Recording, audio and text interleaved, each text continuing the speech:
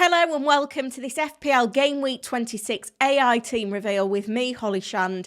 In this video, I'll be talking you through the best predicted players over the next 5 game weeks before looking at the AI team, which has got 2 free transfers. Like and subscribe, let's get into it.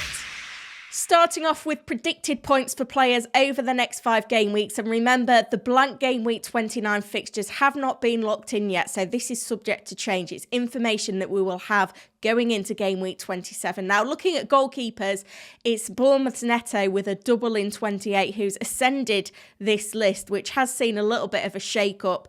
David Raya is still the best of the single game week options over the next few weeks, and we're starting to see some utility again from those budget goalkeepers. Dubravka and Areola in particular, 4.2 million, are now keeping pace with their more expensive counterparts, and we do need to bear in mind for the case of Areola, he has that utility in blank Game Week 29. So if he's your backup goalkeeper at the moment, hold him on your bench and make sure to use him that week.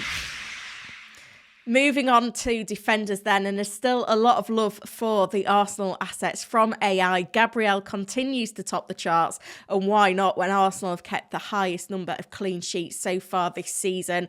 White, Saliba and Zinchenko all in this top 10, even with the continued injury situation with Zinchenko, which has seen him miss a number of games. Bournemouth Senese into second place because of that double in Game Week 28. And there's a inclusion of Villa players here with Alex Moreno and Pau Torres both in this top 10. I'm going to be bringing one of these into my team. The AI team could potentially be bringing in a Villa defender this week as well. And we know that Villa do have that fixture in blank Game Week 29 as well, which will certainly help them. Trippier in the top 10, but he is down on this list. He's only in 7th place with some concern that he cannot live up to his price tag at the moment. So that's a situation worth monitoring if you are a Trippier owner.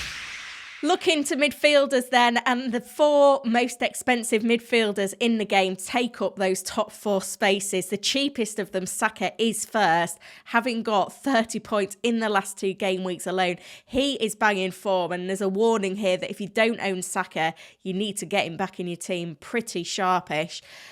Salah, obviously a few injury concerns there, doing very well despite the blank this week. We can say the same for Son. De Bruyne as well, a little bit of a concern on his fitness at the moment, but they are all up there.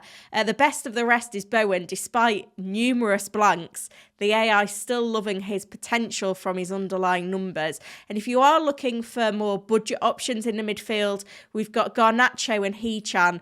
Manchester United and Wolves both got great fixtures over the next few game weeks. No guarantees for blank Game Week 29, incidentally, but of 5.5 million, they look like quite wise investments right now. If you've got maybe an 8th attacker in your squad that you're looking to improve to get 11 players out for this week, they're the types of players that you can maybe take a little bit of a punt on if you are short on budget. Looking to forwards now, no surprise to see Haaland topping the list. He frustrated captainers and triple captainers last time out with just the 1 goal across the double for a 10-pointer, but he's still significantly ahead of the rest of the pack. Solanke in second, obviously that double in 28 helps him. Bournemouth play City this weekend, so Solanke maybe not one to buy for this week, but going forward, certainly so. Tony and Watkins up there still, no surprises to see them there.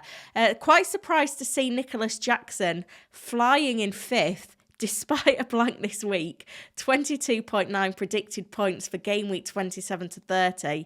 Chelsea could still blank in 29 now. That's worth considering. And Johan Wissa, Brentford, the most fixtures probably over this period, just had the double.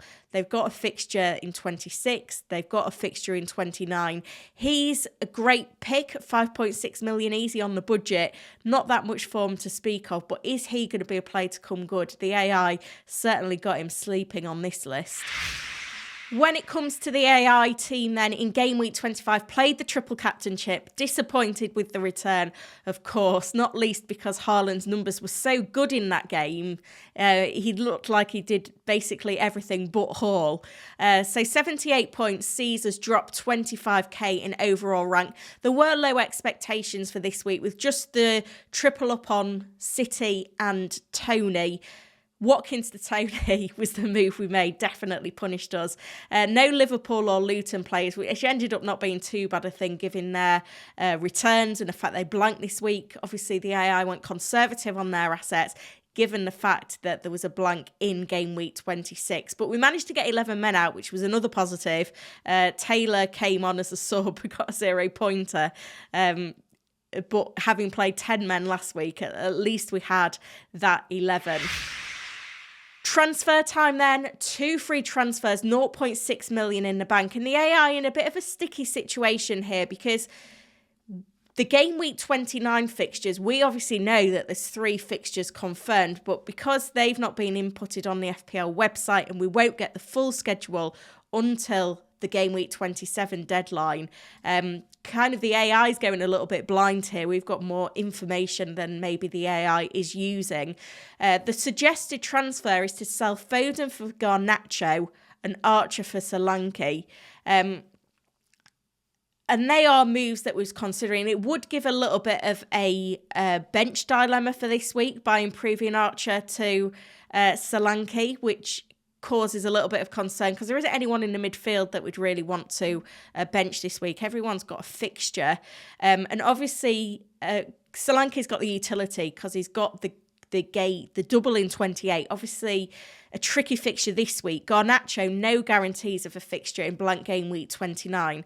The alternative option, given that we're struggling to get 3 defenders out each week, was to sell Zinchenko and buy Aston Villa's Alex Moreno. Now, I prefer this move because we know that Villa have the fixture in double game week 29. So that helps with that situation. It helps get 11 players out this week without a benching dilemma in the attack. And it also gives us 2 free transfers going into 27 where we will have that blank game week 29 fixture confirmed. So this could be the first time that I opt to make the alternative option on this AI team over the main option with a little bit more insight of our own over the algorithm. It'll be interesting to see how this one pans out and that we don't get one of those sliding doors moments.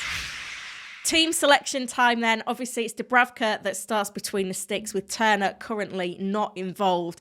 In the defence, though, with Moreno, the planned move to come in, the AI recommends to play Taylor over Trippier, with Trippier dropping to the bench, which did surprise me. Obviously, with Archer flagged and kind of the 8th man in the attack, the midfield and forward line picks itself. In the midfield, we've got Gordon and Saka facing off against each other, Bowen at home to Brentford, and then Foden and De Bruyne with question marks over him. And then it is that triple up on the City attack with Haaland up front and Tony. No Watkins this week for Forest at home, which again is a scary one. 62.8 predicted points this side, 93% team rating with a recommendation to captain Haaland and vice captain Saka. Now, as always, this team is not locked in. I will make transfers at 4 o'clock on Friday once all the information is filtered through from all of the managers' press conferences, but you can check the final locked-in team over on the Fantasy Football Hub website with a 7-day free trial using the link in the description to this video. Thanks so much for watching. If you're enjoying this series, hit that like button, subscribe to the channel as well, and I'll be back very soon with an update on the AI team.